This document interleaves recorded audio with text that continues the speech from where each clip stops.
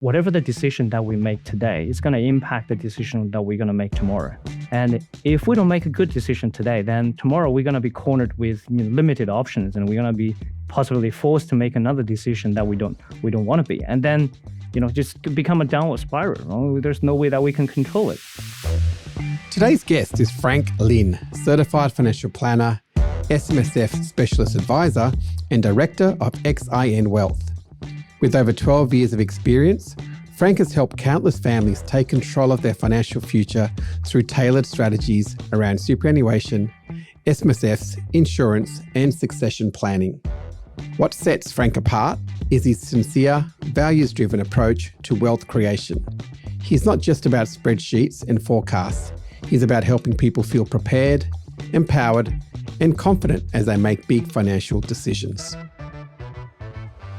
Whether you're looking to grow your investments, protect your family's future, or understand how strategy fits into the big financial picture, Frank's insights are grounded, practical, and powerful. He's here to share the smarter way to plan, protect, and pass on wealth. Frank, welcome to the Smart Investor Show.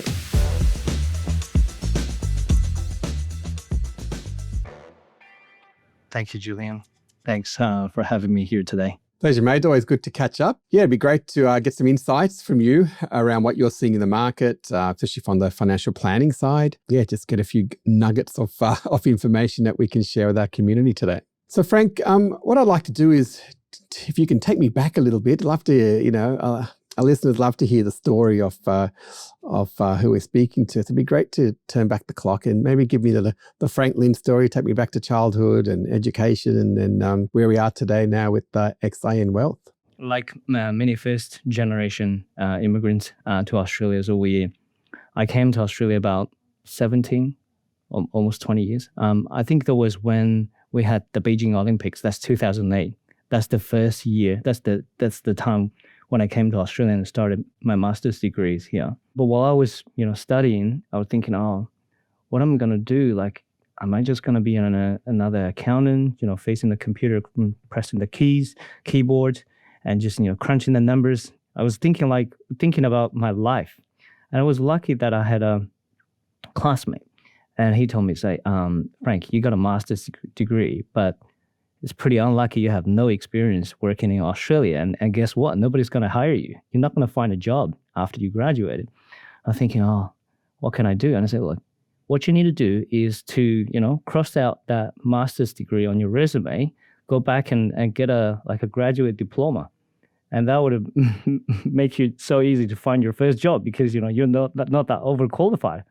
I was thinking, that was a pretty good strategy. I was never thinking it that way. But then I started to look at, what are the easier way to find something that I wanted to do and read a graduate diploma. And that's when I find the financial planning. And at the time, I feel like financial advisors were not in that kind of good reputation because, everyone can read a certificate. It very much feels like, when you become a mortgage broker, you could get a certificate and next day you can become a mortgage broker or a real estate agent, right? So I remember at the time when I became thinking about becoming a financial advisor, the advisor, there's trusted professions. There's a list of trusted professions. And the financial advisor is sitting next to our car salesman, basically. Probably somewhere around real estate agent. Yeah. I mean, probably sometimes real estate agents are much more trustworthy than advisors because, at the time, it was pretty bad in terms of reputation and the whole industry. And that's the reason why later on we had the Royal Commission, the whole thing went in a different direction. But I was lucky. I got into the industry and I realized this is a fascinating job that I wanted to do because, I got the opportunity to talk to people. And I realized when we talk about money, they have to be, if they truly want your help, they have to be really honest with you. They have to open up. And that helped me to understand, why we're making certain decisions and how these decisions could really impact certain outcomes. And I was drawn to the fact that if I'm able to, I don't think I'm able to, but if we are able to present a structure of way of thinking that potentially help people to make a better decision, then their life would change. I don't know if that's an easy way to say it. But once people are starting to know how to make a decision, and then even hard ones, and then they make the decision, and we see people's life change. And with that, that's the biggest fulfillment that I had, the joy that I had. And that's addictive. Once I had the first experience of helping people, then I realized, okay, this is what I want. But then if I feel like it's like a rabbit hole, because for advisors, I've seen a lot of advisors, but not a lot of advisors have that kind of passion to understand so many different fields. So you need to have, accountant-like tax background, right? So whatever the accountant is talking about, you need to understand. You need to have the lawyers-like, legal background. Whatever the lawyer's talking about, you need to understand. And then you need to know how the investment works. You're able to talk to the fund managers. Then you need to be able to understand insurance, all the different strategies, things like that. You need to understand Centrelink. You pretty much need to understand everything. I feel like, that's just the fact that being a good advisor, you need to understand a lot. And I remember when I became an advisor, then I think that was about 10 years ago. 10 years ago. When I became a licensed advisor, then I got onto this journey to learn so many other things. And it took me about 5 years to finally got to, that recognition of being a certified financial advisor. Then I realized, okay, there are other things. You need to become a self-managed super fund specialist. Why there are so many specialists, okay? And I was thinking, okay, that's going to take some time. But it's okay. That's just part of our life now. So we're just going to have to continue to learn new things to understand what's happening in the world, with so many different fields. But then what really helped me is I see the whole picture of a particular person's financial. It's not just that kind of narrow vision, if you know what I mean. Like you sort of like seeing a bigger picture. You're no longer confined to saying, look, how are we going to do this today? But instead, you're looking at, okay, what exactly is the outcome that you wanted to achieve, and what are the possible ways to achieve it? I find it's hard to describe, but until one day, I watched that movie. I don't know, a lot of people watch that. It's like the Doctor Strange movie. So Doctor Strange, probably you haven't watched the whole superhero Avenger thing. So what Doctor Strange does, he's running simulations in his head. He can run like millions and billions of simulations in his head and pick the best one and then give that outcome to that particular person or whatever the person's needing that kind of simulation. So I feel like my mind is running that kind of simulation for that particular client.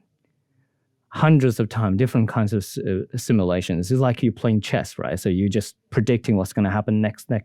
And the more that I do it, because I looked at my calendar, I did about 120 to 150 consultations a year. So meaning, 120 to 150 different families.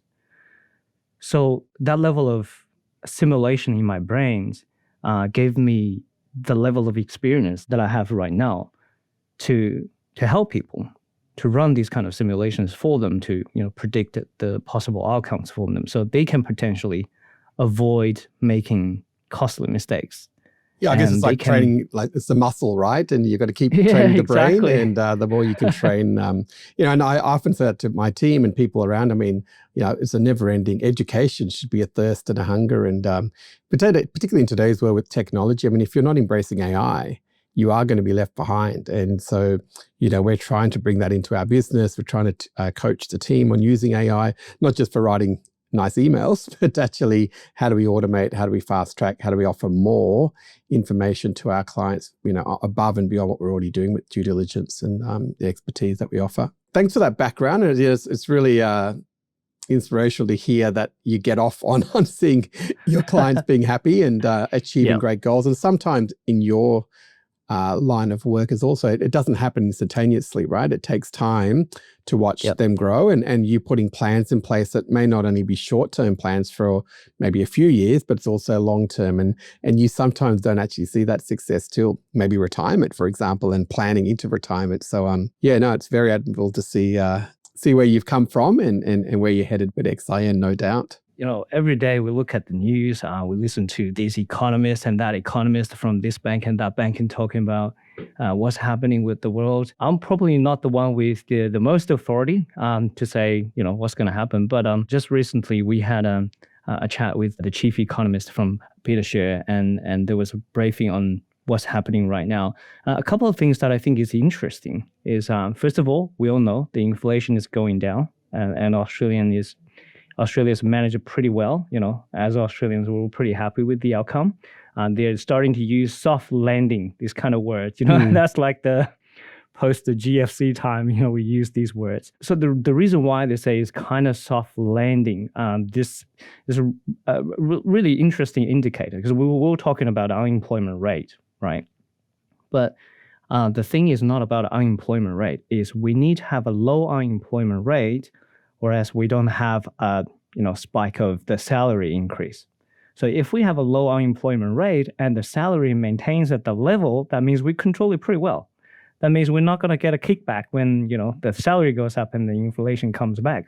So with all the data that we collected and we're seeing right now, it's pretty positive. All the major banks are predicting that's going to be 2 rate cuts, and potentially in total that's going to be 0.5% and rate cuts.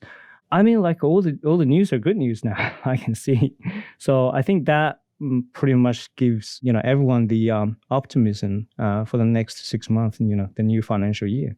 I don't know how you feel with the overall market. Certainly feels that way. I mean, we had a bit of a disjointed month or so, right? We had the election countdown, then we had the election, then we had the month of April, which I think had so few working days in it. So many people took that extra 3 or 4 days leave and had 10 days off. So April was a tough month, and then we, got through that period, and sure enough, straight away into May, we had that.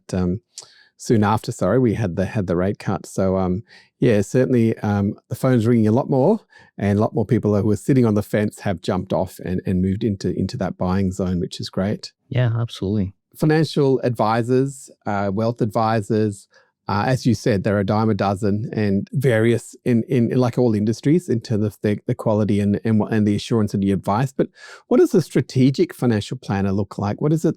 What makes you different with the strategy and how you set up a client for success? There are different ways to look at this, because sometimes when we look at strategies, the client is actually willing to pay for how you think.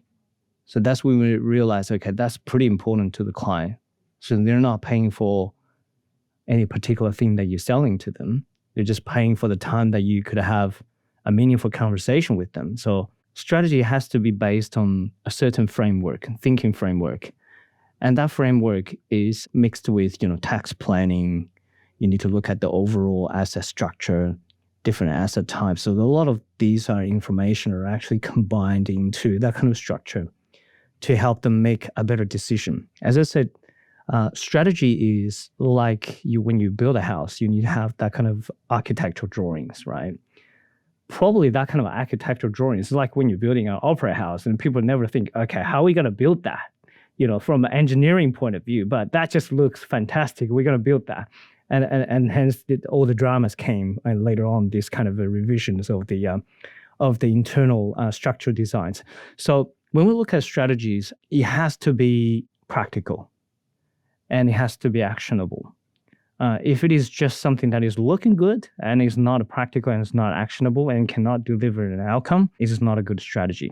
So as an advisor that focused on designing and building the strategy for clients, or we take away traditionally, okay, so you need to have this product or you need to have this like magic pill to get this. We take that away. So how can we just focus on not having that, but still getting the outcome? So that's something that we focus on.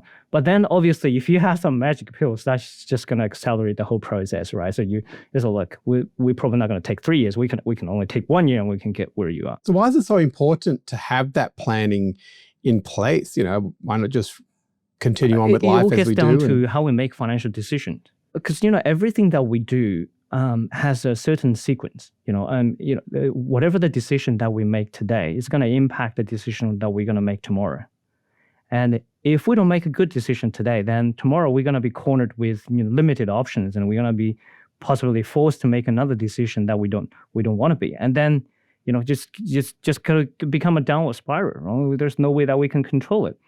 So that's something that we wanted to stop initially.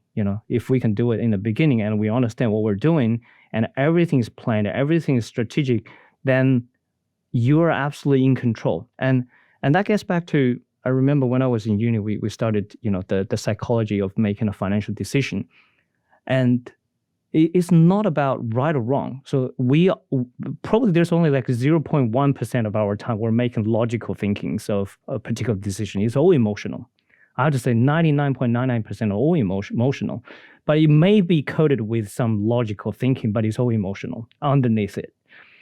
So when we have this all emotional thinking, then if we have a strategy, we have a framework of thinking that could help us to do at least, maybe 50% or 60% the right thing. And once we have that level of confidence, because, when we do the right thing, we have the level of confidence and we have the sense of being in control, you're in the driving seat, right? So that's going to make your life a whole lot easier.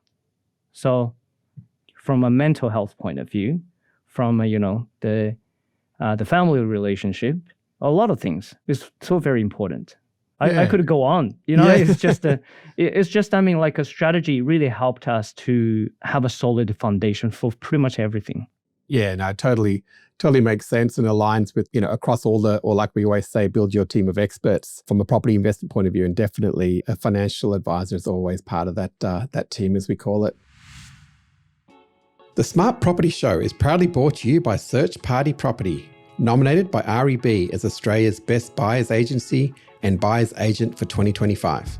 Looking for your dream family home, a prime commercial property, or a smart investment? We've got you covered. Unlike others, we don't rely on selling agents or property managers. We have boots on the ground in key investment cities across Australia. Powered by data-driven insights, we give you the edge to secure the best deals. Ready to invest smarter and grow faster? Contact Search Party Property today for a complimentary discovery call. And one of the trends we've seen in the last particularly 12 months, or probably 24 months, is the use of SMSF, self-managed super funds, for property investing. So could you maybe delve a little bit deeper in that for me today? There are obviously a lot of benefits as SMSF. They seem quite complex because of the auditing aspect and the compliance, but they also can be quite empowering and, freedom of what you want to invest in over that period of time. Can you just give us a little bit of insight on what are the most common preconceptions that people have entering to the funds, and how do we ensure that we don't make any mistakes using your SMSF, or why is it the right time? SMSF was previously called DIY Super. I don't know if you remember, like in the old days, it was called different. That was sort of like the old times. And it's been there for a really, really long time already. Now we call it self-managed super fund. It really opened up a lot of possibilities. I think it was really, really popular even before the property boom. It was there when the Bitcoin was there, because you can't buy traditional cryptocurrencies. But then because the bank exited the lending for the self-managed super fund, then all the smaller lenders actually came on the market. They came out all different kind of products. That sort of encouraged the strategy of looking at using super money to invest into properties. I think all these came together, and then people starting to promote self-managed super. So pretty much everyone's talking about self-managed super fund now. The accountants, real estate agents, investment specialists and things like that. But what I find out is they try to downplay how important to get the right advice for self-managed super fund. They know they need to get advice, the client needs to get advice, but most of them, they don't have the level of experience how complex this can be, or how complicated, how wrong it can be. So we have seen in a situation, that I use this example over and over again, we have seen in a situation where the accountant set up the self-managed super fund, and the mortgage broker lent the money. The client went out, purchased the townhouse, and rented to her mother. We all know that's not right? But you'll be surprised how many people think that is okay. And the problem with that is the accountant thought she knows what she's doing, and the mortgage broker thought she knows what she's doing, and she thought, all of you would tell me what I'm doing is right or wrong, but nobody thought, she Wow. doesn't know what she's Well, doing. yeah, I mean, you don't know what you don't know, right? So Exactly. she thought she was doing the right thing, scary getting a part mum a is, house. yeah, so you don't know what you don't know. And the scary part is the people around you think you know it. That's what gets scary. And then another problem we're seeing is accountants starting to give advice, say, what you need to do with the super money. For example, the accountant,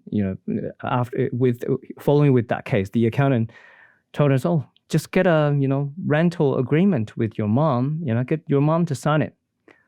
That's, further down the path of, getting all the funds, that kind of problem, and won't pass the audit. So, I mean, this is just one of the many examples where things could go wrong.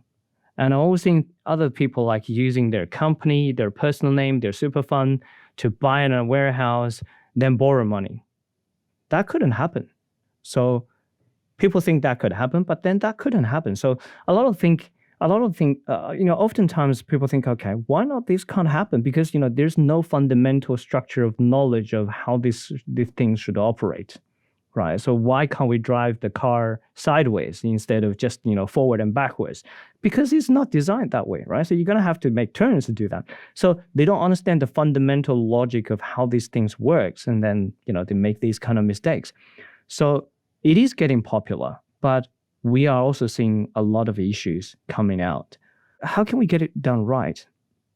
I mean, you need to talk to a licensed, experienced advisor. That's for sure. I think that's a must.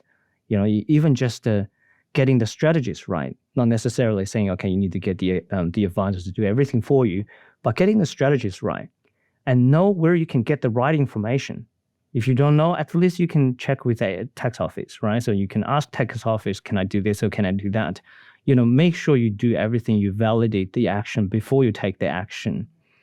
I think that's pretty important. And if you get all this done right, this is going to open up so many different opportunities for you. And your asset can be moved into the next level. But you're going to have to get it done right? So it's not like you just do whatever the way you want it, because, you're going to crash someday. Yeah, I hear some scary stories, quite small balances that people have, and they're looking to invest in property, and that's the advice they're getting from maybe their accountant. What do you sort of see as that sort of safe minimum SMSF balance, Frank? This is probably the often asked question. What's the minimum balance? From the tax office guideline, it's about 200K, right? I remember the old days is about 500K.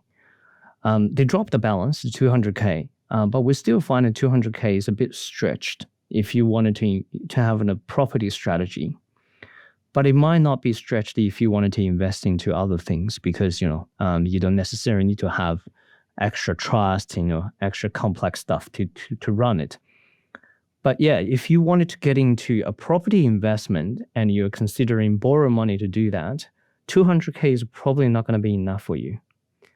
And for an ideal balance to get started, what we've seen often clients being pretty successful in doing that is at least over 300K, that you have a bit of room and buffer to play around this. Yeah, otherwise it's going to be pretty stretched, and then you will find everything costly. And the cost, is all as a proportion, right, to it. When you have a smaller balance, it tends to get bigger in terms of proportion. But when you have a bigger balance, it's a fixed cost.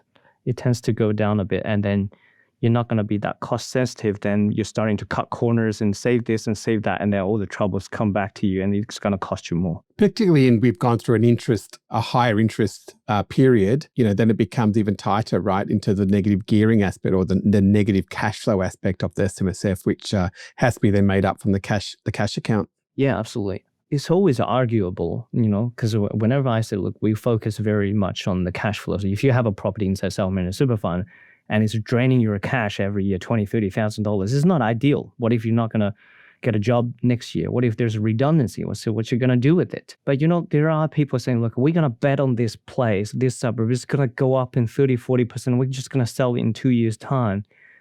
I find it pretty scary talking to people like this, because we don't have a crystal ball. Nobody knows what's going to happen, right? So you make whatever the decision, whatever the information that you have, and you think that's going to go up 30, 40%. I think you're going to have to think twice. What if it's not 30-40%? What's your backup plan, right? So I'm not saying that's not going to go up. It might go up. I'm not in a position to comment on that. But let's just think about what if. Like if we get all the what if covered, whatever the percentage is going to go, you can go ahead and make that decision. Cash flow is definitely important to a certain way. It covers all these kind of what if situation. Yeah, I think that's very much so. And like I keep saying, you've got to get that team of experts to answer those questions that you actually don't know. You don't even know what the questions are before you can get started. Mate, one of the things we see a lot of people want to talk about is, I want to scale my portfolio. I want to grow fast. I want to buy 3 properties in a year or 2, things like that, which is obviously exciting for us if they have the finance to do that, right? So finance is the king. But coming from a advisor lens that you have, what are the other aspects you've got to take into account? Insurances, maybe structures. What are the other things that you would tell people to, be aware of as opposed to just quickly trying to build a portfolio through property, whether inside or outside super, regardless? That's a really good question because what we have seen is insurance is absolutely the key. It's not just from an advisor's point of view, it's from the tax office point of view. So the tax office actually, legally require whoever is setting up a self-managed super fund to consider the risk that involved in doing that and seek advice to take proper protections. And if they're not taking proper protections, saying getting the insurance covers, they need to have a backup plan or they need to acknowledge the risk that's going to come with it. So that is the requirement by the tax office. It's not just we want them to consider. And the reason why tax office is finding this is really, really important is because when the accountant is starting to build the self-managed super fund, without getting any advice from the advisor, the accountant moves everything across to the super fund bank account. That means whatever the insurance the client might have in their old super is gone. This is a big red flag. And as an advisor, if this happened, there's going to be a huge compliance issues without, really seeking consent from the client and losing the insurance because some client might have health issues and they never be able to get insurance again other than the one they have in their superannuation. So if we look at having a self-managed super fund, then definitely you need to look at the insurance cover. And that insurance, however, can be pretty basic, saying, look, if I can't work, I just need to make sure that all my debts are cleared. That is not a big ask because all the years that I work is that I want to get my debts cleared and one day I can retire, right? So basically I'm just, pushing the retirement date a little bit earlier because, I can't work tomorrow. So the insurance is to make sure that you can retire tomorrow if you can't retire in another 20 years time. So put it in a simple way. And people think, that's going to cost me extra money. And guess what? Do you know how much that's going to cost you to sell all your properties, including the agency fee, the legal cost, and all that? So we have calculated. So each property that's probably cost you somewhere between $20,000 to $50,000 to sell a liquidated property. The transaction cost is huge, and that one single property could cover probably your lifetime insurance cost. And you still get to keep. You still get to keep the property. So why not doing that? So it's just, we were just not putting a certain perspective to look at certain things. But when we do that, we realize, okay, it was just silly that we didn't consider that. Yeah, we get, I guess, very similar. We have similar customers, the profiles that come through. And I get that one often, I want to buy something and then we'll sell it in 5 years. Why do you want to sell it? Oh, because I'll make some money and I'll sell it and I'll buy another one. But not thinking through the cost of buying, purchasing cost and selling cost and tax. That strategy, is a very short term and short looked. Unless you need the money for something, we always talk about that longer stretch. Absolutely. Mate, I heard something interesting, a bit of barbecue talk the other day, and I thought I better ask you this question. So someone was talking about insurances again and saying, what I did, what do you say? Don't get it to your financial planner. Open up an industry account. So you've got your self-managed super fund, but don't get your insurances through there. Get it through an industry account on the side. So you have another account open and just use their insurances are much cheaper than buying it through a broker. What's your is that just a total made up fiction or is there some? No, it's not. It works in a certain way. We probably need to take a step back to understand the difference. Okay, the insurance you get from an advisor or the insurance you get from the industry fund, what's the difference? So in an industry fund, they have an insurance that covers all the members in their industry. So it's called a group insurance. And think about this. For an industry fund, they might have people in different occupations. Of course. And they're going to have to balance out for a white collar, blue collar worker, and also, more dangerous jobs. Self-employed, right? Everyone. Self-employed, people like that. So we find out that, for people in a certain age with a certain super fund, and if they're working in that kind of pretty dangerous job, say, for example, driving a semi-trailer, they can get a much cheaper insurance with the industry fund because, their premiums sort of like got evened out by other white-collar workers. So that's the difference. So if you say, look, we're going to get cheaper insurance generally, the occupation might be a little bit more dangerous. And every super fund has different insurance offerings. Like CBUS is covering people in the construction business, right? Yep. But for Australian Super, it's covering pretty much everyone. And you have HESTA covering like nurses in the hospital. So different industry cover people differently, and then they get in group cover insurance differently. So it's not entirely saying that there's no value with industry super insurance. Yes, definitely there are values there, but it needs to be compared and considered carefully. And who has that knowledge? An advisor would have that knowledge to do that. If an advisor would have no knowledge of the industry super insurance offering, then the advisor is not a proper advisor, I have to put it that way. But then as for a much less riskier jobs, the insurance are actually much better if you take it as a retail policy. We call retail policies offered by major insurance companies. There are also other differences in terms of how you make the claims, how you're doing the assessment, how you do the underwriting, all these kind of details, and they will make the retail policy a much superior product at a much lower cost. And be honest, one more thing, I have actually helped quite a few clients make the insurance claims in the past 15 years. If you don't have an advisor helping you, and when you are actually going to the hospital, doing all the checks, and you want to get an insurance claim, that's not going to happen because you don't have the mind to do that. You need someone to help you to get it done. That's the biggest point, right? Because that's one I've heard and I agree with. And that's why we've always used advisors and consultant contractors to help us because, through the industry funds, you're on your own and you're paying an advisor for that time that you really need them. And that's where, correct me if I'm wrong, and a claim through an advisor is a much higher success rate than an industry fund on your own. Is that correct? It's interesting because when the advisor is applying this insurance for you, the advisor would have considered all your health issues. The reason why it was not so successful or taking a long time is because when you go through an industry fund, they might not ask that many questions, and you might not have disclosed that much information. And that makes the claim so difficult because you need to get the doctor's certificate, you need to get that.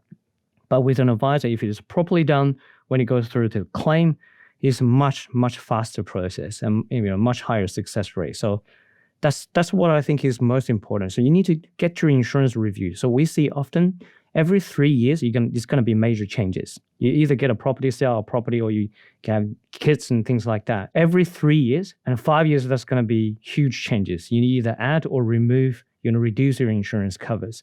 And also you need claims support, people that there to help you to go through the claim process. So these are the ongoing things that needs to happen with a particular insurance policy, and none of this would happen in the industry super fund. Now, Frank, another thing I'm seeing a lot of is inheritance. So obviously a lot of baby boomers are now getting to that age group. I'm seeing people in their 50s and 60s now inheriting a lot of money. Some people taking the risk, as in really leveraging themselves high in their 50s because knowing that they're going to inherit some money through their family. It got me thinking about succession planning. That's obviously a big topic for you guys. What should people start considering about succession planning? When should they start considering it? Most people don't, I'll do it when I'm 60 because I'm so far away from old age. So what advice do you give around succession planning? This is a very interesting topic. And I often find people don't have this kind of framework of thinking this problem through. Okay, so usually in our lifetime, we will have pretty much 3 occasions where we need to start thinking about succession. One is before you get into the age pension age, and that's before you age 67. So that's the age pension age. Reason being that is if you pass some asset to your kids, you might be able to get the government age pension. And you can do that much earlier because your kids might be just in their early 20s and they need some money to buy their first property, build their portfolio. That's a perfect time to look at that. It doesn't necessarily need to be getting to the estate and start thinking about passing them to the grandkids. So that's the first, we call it like, in terms of the timeline, that's the first, so like a stage where you need to start thinking about, should I do something now? Okay. So the second is when you sort of like get into, 70s, 80s, when you feel like, okay, that's just too much for me to manage. I'm probably going to get into a retirement home. I just don't want to, talk to the agents and managing these tenants. It's just too much. I don't want to do that. So that's also a good time to look at passing some assets. The reason being, some of these assets might sitting in a super fund. And a lot of us don't know that the money is sitting in the super fund, and when it gets passed on to an adult child, there are going to be tax consequences. It's not entirely tax-free. So there are things that we can consider to, passed on to them, and potentially that's going to help the grandkids. The grandkids are just getting to kindy or maybe preschool, and what if we do something to set them up for their education and things like that? So they might make their kids, their parents' life much easier, and then they can focus on building their wealth. So that's the second time that you need to think about, sort of like we call it intergenerational planning. We don't call it estate planning because the estate is really, when someone passes away and everything goes into the estate and what we're going to do next. So obviously, when everything goes into the estate, that's when we need to look at the third stop point, in the timeline, where we need to think about, okay, how are we going to plan for this? We always put it in the front to tell clients that there are 3 points here, and we can start planning for all these 3 points and to see how we go about this, because we're not just planning for how much we pass on, is we plan for what they're going to achieve. And it's important because you still, when you're still alive, you still have some level of control for this. And then we look at the tax point of view. Is that going to help you to save your tax? Is that going to help you to get more Centrelink benefits? Or is that going to help you to avoid, any kind of unnecessary conflict between, your kids? Things like that. So it can get a little bit complex when we get to the second layer of the whole conversation. Then the third is we probably need to get the kids involved. Because, if you have 2 kids, how are you going to balance that out? And if you have grandkids and the other one doesn't have grandkids, and what you're gonna do? How are you gonna balance that out? So it's a much more complex conversation, but it's a necessary conversation, especially when someone's approaching pension age. And I think that's the time we need to start thinking about this. Someone just retired and approaching that age. But if someone's already in the 70s, absolutely, that's the time that we need to get that sorted, get our plans in place, instructions in place, and have a clear understanding of what the benefit is. And also there will be aged care benefits when we get into a aged care home. And that gets to be more complex in terms of what level of asset that we have. So when we look at the estate planning, we try to use a different term called intergenerational planning. It's because we often plan it before all that happens, and where we're still alive and there are still many years to live. No, excellent. Well, it's a very important item. And I think, I know there's such a high percentage of people who don't even have a will, leave alone that. That's right. That you should be doing at a young age, leave alone estate planning, which is very important as we mature through. One last question. I want to talk about habits because, we talk a lot about, we see a lot of successful people, sports people, entrepreneurs, and we all have different habits about what we do. What about from a financial perspective, what do you see? I mean, you see a lot of different types of people and a lot of wealthy people as well, no doubt, through your journeys. What are some of the habits that you see with people who really build great amounts of wealth? That is a really tough question because I have seen people being pretty successful without really good habits. But if I put it in, just to put all these people together and looking at this, I would say that obtaining wealth, it could be from your parents, because a lot of people got a lot of money overseas and then all of a sudden they have millions. They just don't know where to spend. They just want to buy maybe a 5 million house or 6 million house and, buy a luxury car and live, happily ever after. Yeah, that's the love. I don't know, you call these people successful, but what we have seen is, I'm pretty curious because these clients that we have seen their kids are pretty much just, either in uni or in high school. So we don't know how successful their kids would be. But I remember a book I read over 10 years ago, I think. It was written in the 90s. It's called The Millionaires Next Door. I don't know if you heard that book. No, not yet. So it's a very famous book. It was a research that's conducted in the US in the 90s for all these millionaires. And they want to see what these millionaires are sharing, something in common. Okay, why they become millionaires and what do they do, similar things that they do. I think one that is particular stands out is they don't drive luxury cars. They don't live in a luxury home. They live below their means. Their kids are independent, not relying on them financially. Yep. So these are the common things that they've seen from these millionaires. So I think that is still applicable in current modern times. Yeah, I guess making sacrifices, right? Which is something that we don't hear a lot. A lot of kids now, shouldn't say kids, but people saying, it's impossible to get on the property ladder. How am I going to afford a house when and that's true, but there are sacrifices that need to be made as well, right? So that famous line, from a demographer that we all know about smashed avocado, right? That kind of really took traction for over the last 7 or 8 years. Yeah, absolutely. Everyone wants to be successful, and the last generation and the generation before the last, the baby boomers ride this property train, this journey, and they've been pretty successful. And obviously, the next important question to ask is how they want to make their kids, as successful as they are. But what we have seen is it's going to be, people are going to that kind of polarization. You people go into the two different ends. The people that with multiple properties, their kids tends to go pretty well because, there's already done for them. And the ones that, they have not saved up much and there's no properties and never being able to get into the property market, they probably never be able to afford a property. So it's going to be harder and harder for these people. And it's interesting to see that the generation after that, so the third generation, what's going to happen to them? And, what the world would look like? Because, I don't know. I mean, for us, it doesn't matter what we simulate. We cannot predict what the world will become. Correct. Yeah. I think one of the things that we often talk about in our business, what we see success is actually taking action. So, procrastination is something people are great at and we can research, we can overanalyze. But in our business anyway, we successful people, we see a picture, people are taking action, working with professionals and again, building that team of experts around them. Absolutely. I mean, one more thing that I think I need to, because, since you mentioned taking action, because, I provide a consultation to over 100 families a year.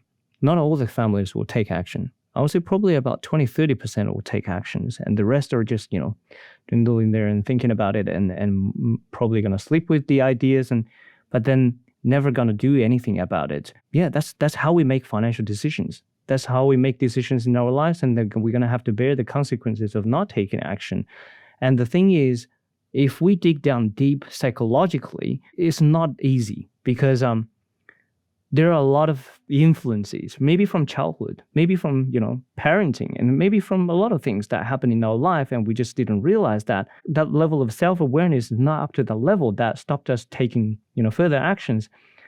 But, that's sad sometimes. We're not realizing what is influencing us or controlling us. But, that's just how the world works, right? Yeah, very, very true.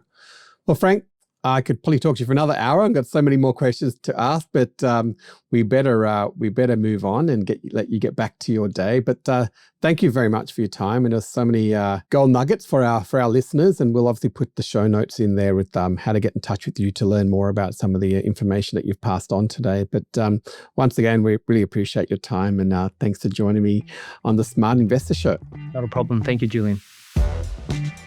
If you enjoyed the show, it'd mean a lot if you could take a moment to rate and review it on your favorite podcast platform. It really helps us reach more listeners like you.